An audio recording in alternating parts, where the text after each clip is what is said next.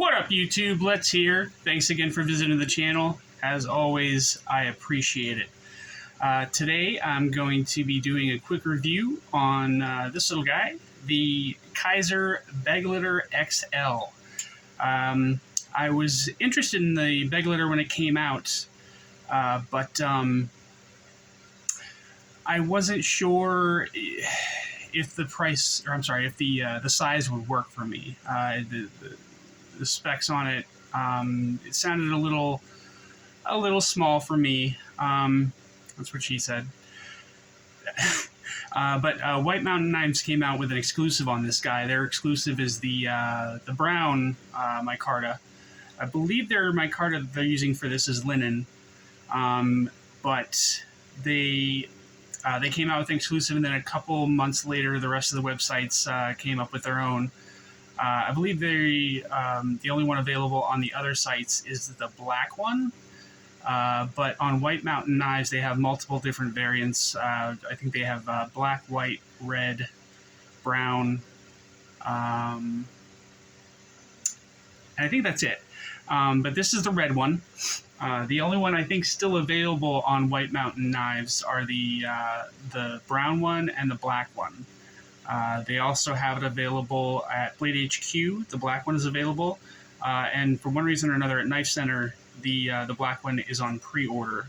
So you can go to Knife Center if you don't want it right away, and you can pre-order the black one. But as I said, I got the red one. I like this one a lot. It's definitely, the size feels better for me, but I've kind of gotten a little more relaxed with my preference on smaller knives. I can deal with those a little bit easier now than I used to. I used to really only be interested in knives if they were just huge and gigantic, and that was all I bought. So I've gotten a lot more relaxed on that lately. So let's go ahead and get started with the review. Thumb studs work really well on this guy. So does the flipper tab. It's just a good knife all the way around. So overall length for this guy is just about 9 inches, with a just shy of a 4-inch blade with a 3.75-inch cutting edge. Excuse me. Size comparison with the Rat 1. The Rat 1 is going to be just a bit smaller than this guy. It definitely is an XL knife.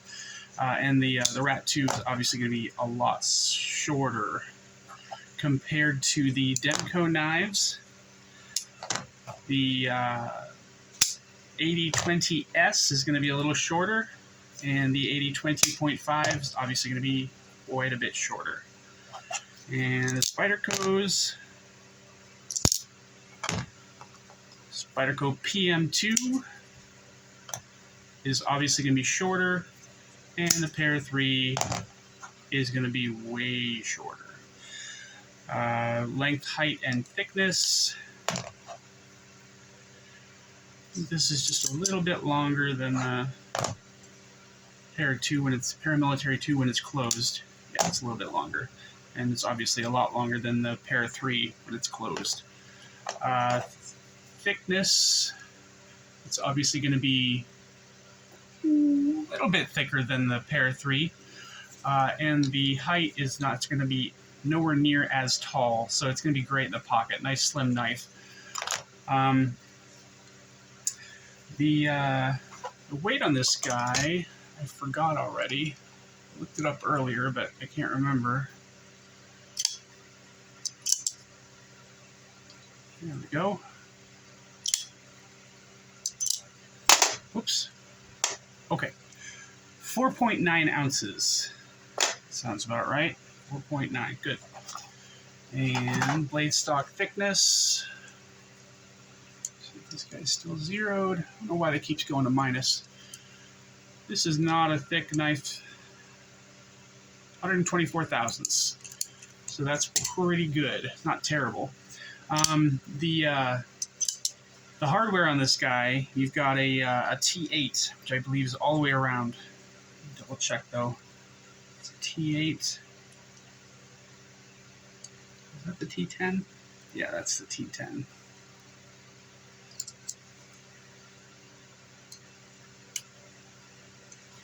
Okay, T8, T8. Yeah, the body screws are T8s, the pivot's T8, and I think even the pocket clip screws were a T8. This does come with extra hardware. You get plenty of extra screws. You get an extra button. You also get an extra pivot, and I think an extra set of washers as well. No, I'm sorry, an extra set of bearings. I apologize. So as I just said, this guy's running on bearings. Let's see here. The blade steel, if memory serves, is D2. No, it's not D2. I can't remember what they had.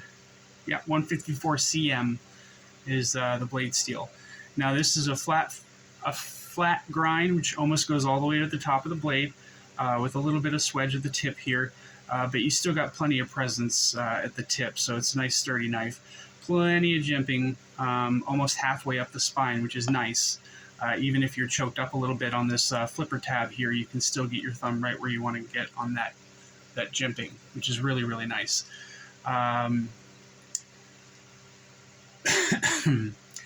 As I said, you're running on bearings. You've got linen micarta scales for this guy with stainless steel liners and a couple of standoffs. And they've got a hole here for the lanyard if you're into that sort of thing. And this is a button lock or plunge lock operated knife. There's not a whole lot of billboarding on this guy. It says Begleiter XL on the back and Azo design. I don't understand, you know what the knife is. I'm not sure why they have to put the name of the knife on the blade, but a lot of different companies do that. You've also got the serial number here, 154 cm, and you got Kizer's logo right here. There is quite a bit written here, but it's not, all over the knife. It's in one very small spot, so that's not terrible, I guess. This is it's a reflective stonewash finish, and the action on this guy is fantastic. It flies open whether you're using the thumb stud or the flipper, and you can reverse flick it. The button lock works really, really well. Obviously, it's one of those, there's not any interference in any way with the bearings or anything like that. It just falls straight down. It actually opens with kind of a ting instead of the normal click that you get with about the size, a knife this size. And you've also got a little bit of a tink when it falls back down into place. So I kind of like the noises this knife makes too. I know that's not an important part, but there's no detent on this knife, but the resistance from the plunge lock makes it very, very, it feels really good opening this knife, whether you're using the flipper or the thumb studs. And it's very hard to fail this knife. It's very smooth, no problems whatsoever with any part of the action. There's no lock stick with the button, and the disengagement is really, really easy as well. You don't have to push the button too hard to get it to close. Let's see here. The balance. It's a little bit of a butt-heavy knife. Try that again. There we go. Yeah, it's a little bit of a butt-heavy knife, so you have to. It's a little bit further past the pivot than I normally like, but it feels pretty good in hand. The ergos are good. Lots of open space here for you to put your hand. You can choke up a little bit on this flipper tab if you need to, and as I said, you got a good placement with the jimping right there on your thumb. You can put your finger forward if you want to get a whole lot of detail with this, but I don't see, why you need to do a whole lot of detail cutting with a knife this big. I don't know if I would classify this as a hard use knife. I'd say just general use. It's a little not slim, but with the button lock and everything, there is a chance that could fail at some point. Never really tried. I don't do the whole spine whack test thing or anything like that, but it's nice and solid. There's no blade play side to side, left or right, up or down rather, and yeah, there's no pivot lash either. What else can I tell you? I believe the price on this guy is $90, except on White Mountain Knives it's $90. On Blade HQ, and when it's available on Knife Center, it's $94. But as I said, it is available currently. Two different variants. On White Mountain Knives, you got the brown one and the black one. And on Blade HQ, the black one is available for $94. I use this knife a lot. I carry it at least like maybe once or twice a week. And it's really, really easy to use. It's very fidgety. It's fun to play with. It doesn't, it's a bigger knife, but it's a standard, it's not too aggressive looking. It looks like a pocket knife. So granted, there will be some people that are kind of freaked out by it being so big, but for the most part, I think people should be, relatively understanding of just being a pocket knife, and they shouldn't, run away in terror if you open it. So yeah, I carry this thing all the time, and I like it a lot. I like the action. I like the ergos. The blade profile is fantastic. I like that they changed it a little bit up from the regular Begleiter. I think the regular Begleiter, they don't have this swedge here, and I think the blade's a little bit. I don't know. I think it's a little bit less thin at the edge than this one is. This one's really nice. I like it a lot. So I think that's it, guys. I don't really have much else to say about this one. But I hope you enjoyed the video. If you did, please like and subscribe. I'd really, really appreciate that. And I'm also putting it out there, if anybody else, wants to have me review a knife on the channel or just show it on the channel, I'd really appreciate that. Just hit me up, send me a message on Instagram, or just, comment on the video or something. If you want to send me a knife to look at, I'd be more than happy to tell you where to send it and everything. But again, I appreciate you guys watching. And, I'm looking forward to talking to people and just getting to know everybody. That's one of the main reasons I started the channel, is just to meet more people and, find people that like talking about this stuff.